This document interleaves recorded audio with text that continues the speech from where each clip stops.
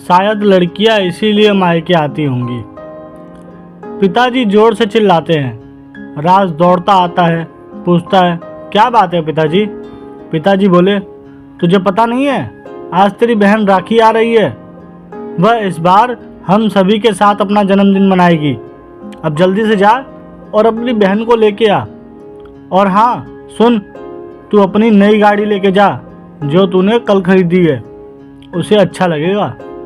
राज बोला, लेकिन मेरी गाड़ी तो मेरा दोस्त ले गया है सुबह ही, और आपकी गाड़ी भी ड्राइवर ये कह के ले गया है कि गाड़ी की ब्रेक चेक करवानी है।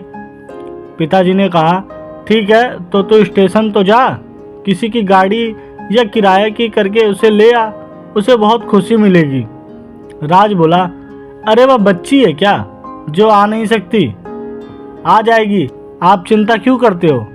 कोई टैक्सी या ऑटो लेकर। पिताजी गुस्से में बोले, तुझे शर्म नहीं आती ऐसा बोलते हुए? घर में गाड़ियां होते हुए भी घर की बेटी किसी टैक्सी या ऑटो से आएगी? राज बोला, ठीक है आप जाओ, मुझे बहुत काम है, मैं नहीं जा सकता। पिताजी फिर गुस्से में बोले, तुझे अपनी बहन की थोड़ी भी फिक्र है या नहीं? शादी हो गई तो क्या बहन पराई हो गई? क्या उसे हम सबका प्यार पाने का हक नहीं है? तेरा जितना अधिकार है इस घर में उतना ही तेरी बहन का भी है। कोई भी बेटी या बहन मायका छोड़ने के बाद वह पराई नहीं होती। राज ने कहा, मगर मेरे लिए वह पराई हो चुकी है और इस घर पे सिर्फ मेरा अधिकार है। अचानक पिताजी का हाथ उठ गया राज पर और तभी राज की माँ भी वहाँ आ जाती है। माँ कहती है, आप कुछ शर्म तो कीजिए, ऐसे जवान बेटे पर हाथ उठाते हैं क्या? फिर पिताजी बोले, तुमने सुना नहीं इसने क्या कहा? अपनी बहन को पराया कहता है। ये वही बहन है जो इससे एक पल भी जुदा नहीं होती थी, हर पल इसका ख्याल रखती थी, पॉकेट मनी से भी बचाकर इसके लिए कुछ ना कुछ खरीद देती थी।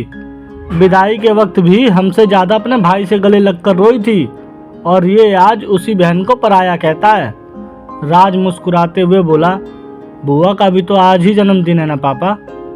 वह कई बार इस घर में आई, मगर हर बार ऑटो से आई हैं। आप कभी भी अपनी गाड़ी लेकर उन्हें लेने नहीं गए। माना वह आज वह तंगी में है, मगर कल वह भी बहुत अमीर थी। आपको, मुझको, इस घर को उन्होंने दिल खोलकर सहायता और सहयोग किया है। बुआ भी इसी घर से विदा हुई थी। फिर राखी दी और बुआ में फर्क कैसा? राखी मेरी बहन है तो बुआ भी तो आपकी बहन है। पापा, आप मेरे मार्गदर्शक हो, आप मेरे हीरो हो, मगर बस इसी बात से मैं हर पल अकेले में रोता हूँ कि तभी बाहर से गाड़ी रुकने की आवाज़ आती है। तब तक पापा राज की बातों से पश्चाताप की आग में जलकर रोने लगे और इधर राज भी फूट फूट कर रोए जा रहा था कि राखी दौड़कर अपने पापा मम्मी से गले मिलती है, लेकिन उनकी हालत देखकर पूछती है कि क्या हुआ पापा? पिताजी रोते हुए बोले, तेरा भाई आज मेरा भी बाप बन गया है। तभी राखी राज से बोली, ए पागल, नई गाड़ी ना, बहुत ही अच्छी है, मैंने ड्राइवर को पीछे बिठाकर खुद चला के आई हूँ और कलर भी मेरी पसंद का है। राज बोला, हैप्पी बर्थडे टू यू दी, वह गाड़ी आपकी ही है और हमारी तरफ से आपको बर्थडे गिफ्ट। बहन सुनते ही खुशी से उछल पड़ी कि तभी बुआ भी अंदर आती है। बुआ बोली, क्या भैया, आप भी ना फ़ोन ना कोई खबर, अचानक गाड़ी भेज दी आपने? भागकर आई हूँ खुशी से, ऐसा लगा पापा आज भी जिंदा है। इधर पिताजी अपनी पलकों में आंसू लिए राज की ओर देखते हैं और राज पापा को चुप रहने का इशारा करता है। इधर बुआ कहती जाती है कि मैं कितनी भाग्यशाली हूँ कि मुझे बाप जैसा भैया मिला। ईश्वर करे मुझे हर जन्म में आप ही भैया मिले। पापा मम्मी को पता चल गया था कि यह सब राज की करतूत है, मगर आज फिर एक बार रिश्तों को मजबूती से जुड़ते देखकर वह अंदर से खुशी से रोने लगे।